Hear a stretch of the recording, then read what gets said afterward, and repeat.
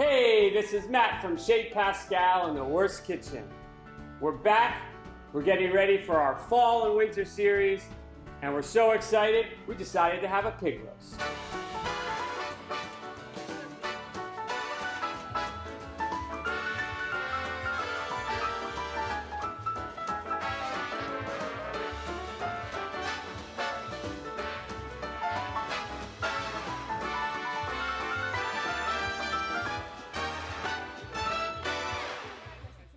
We're discussing pigs, pig roasts, and what a better way to do it than with two friends, Leslie and Ricky.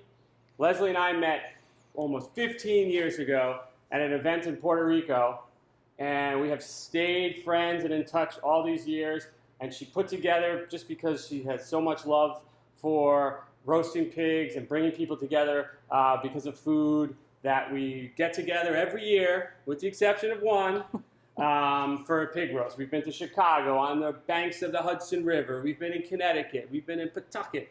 And now we're off to Massachusetts. And Puerto Rico and Cyprus. Cyprus. Puerto Rico, that's right. So, and I do remember going to Chicago when they were upset that I didn't actually bring a whole pig on a plane. I had to bring parts, and that was a big to-do. But we got over it, and we're still friends.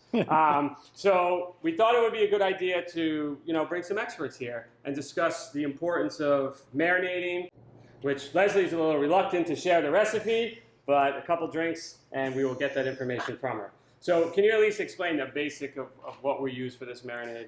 To start, you need juice from a sour orange, sometimes called Seville oranges.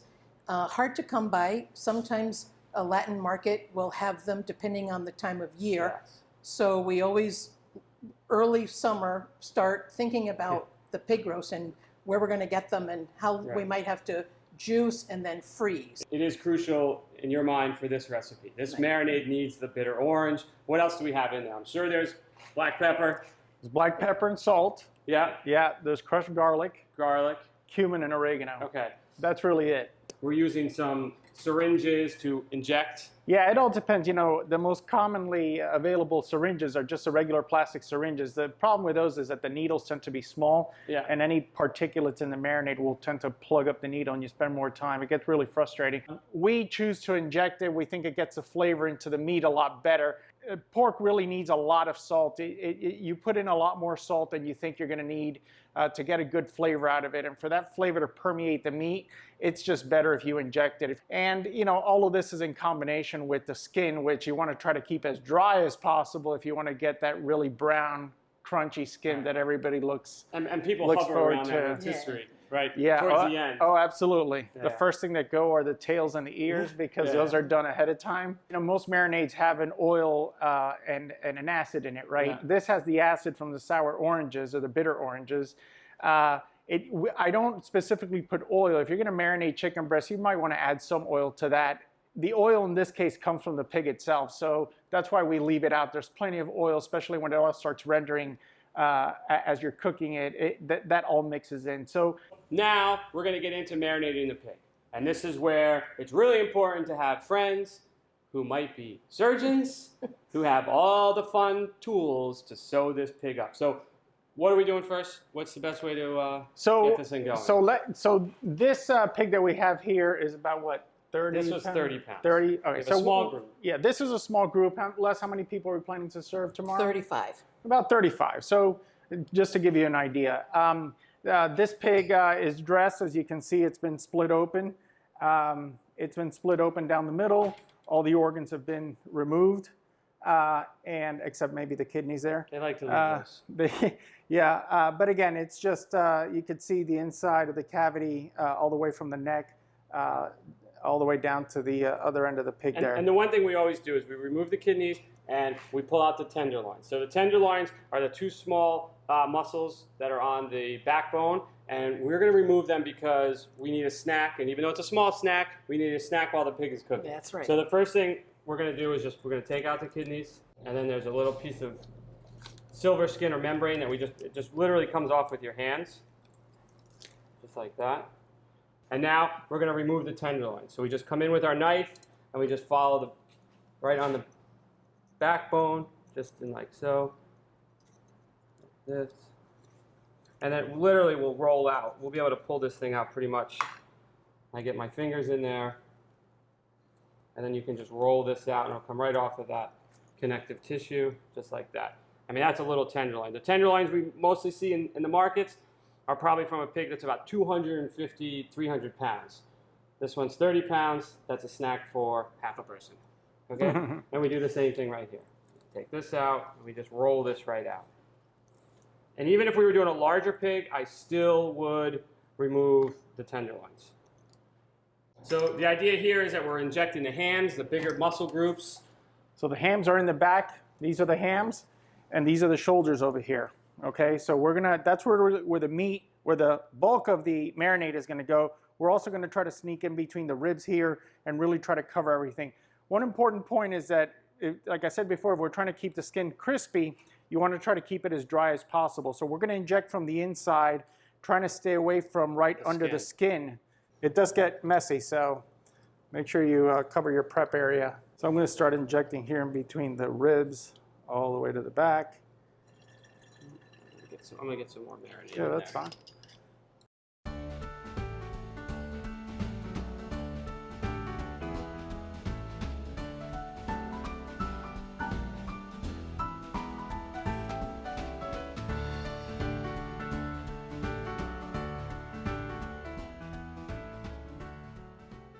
So the next step, after we've injected this and marinated it, it would sit overnight.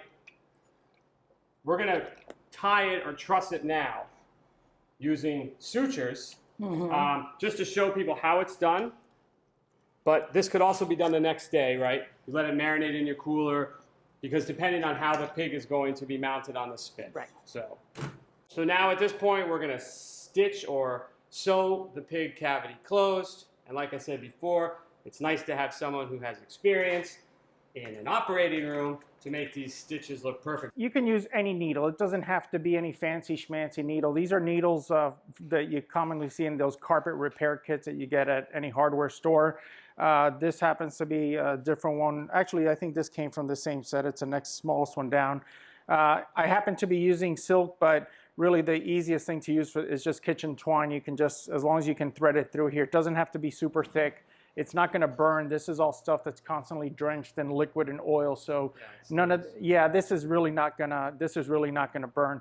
And it's really just a matter of closing the cavity. It doesn't have to be perfect. It's just enough to kind of keep most of the liquid, somewhere, somehow, some of the steam is going to make it out.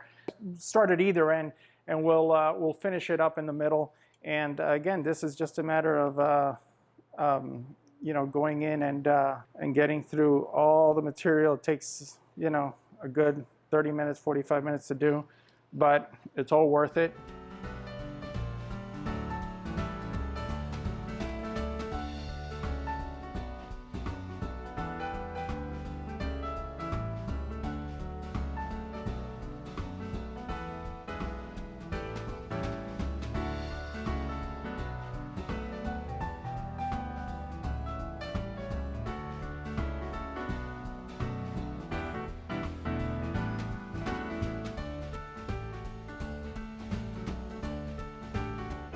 And then coriander is the beer? Oh, yes. Medalla? Yeah, Puerto Rico has a national beer that's liked by some. Some? Yeah, like me. So, we're going to continue suturing up this pig. It's going to sit overnight. It's going to travel to Massachusetts. I'm going to get up early tomorrow. We're going to watch this thing cook, right? We're just going to sit there and watch and watch it and watch it. And then we're going to eat and have a good time. So we'll see you tomorrow.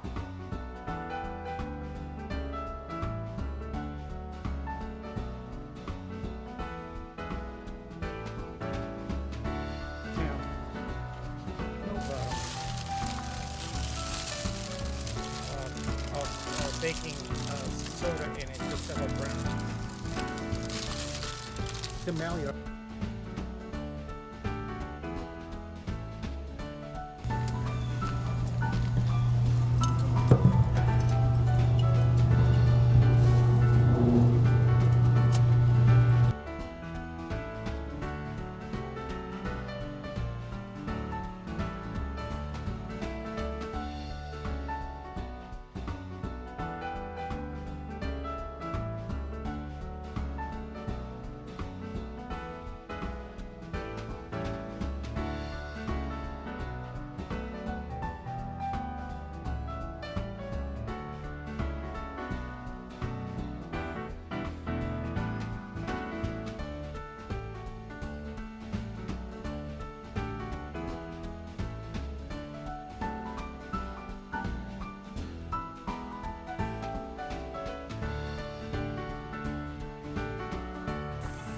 sauce again, we marinated the pig. We tied up the pig, we put the pig on the spit. The pig has been spinning on this spit, and now we're saying it's done.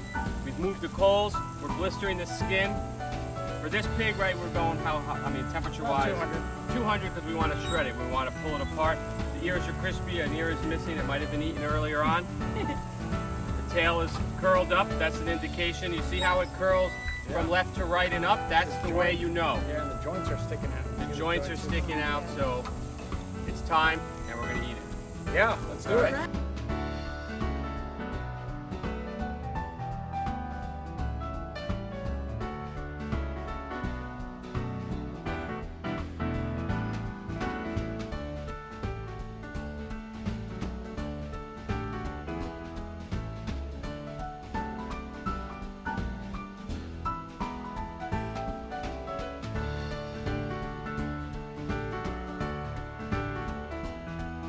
Fur right there. Hair. I can't eat the hair. Why? Delicious. He's eating it. Yeah, I heard. Money.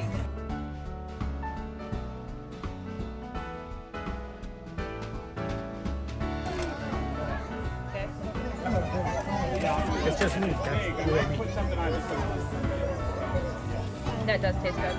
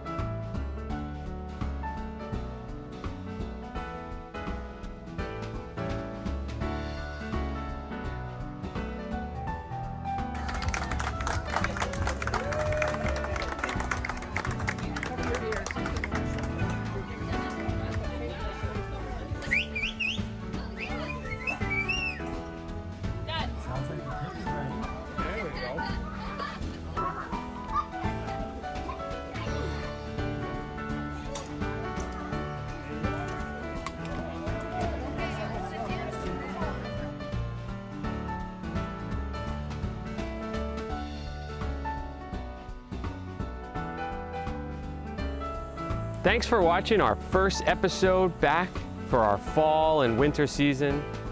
You got to see us get a bunch of people together who all share the same thing in mind. It's coming together. It's all about food, friendship, relationships, and memories. You saw us marinate the pig, spinning on the spit, and its final resting place. We want to thank you again. If you've liked what you've been watching, please subscribe with the button below. And stay tuned for the next episode, which will be out in the next couple of weeks. We're going to continue with our fall and winter theme. We'll get into the kitchen. We'll be visiting more farms. So thank you again. Here's to our pig.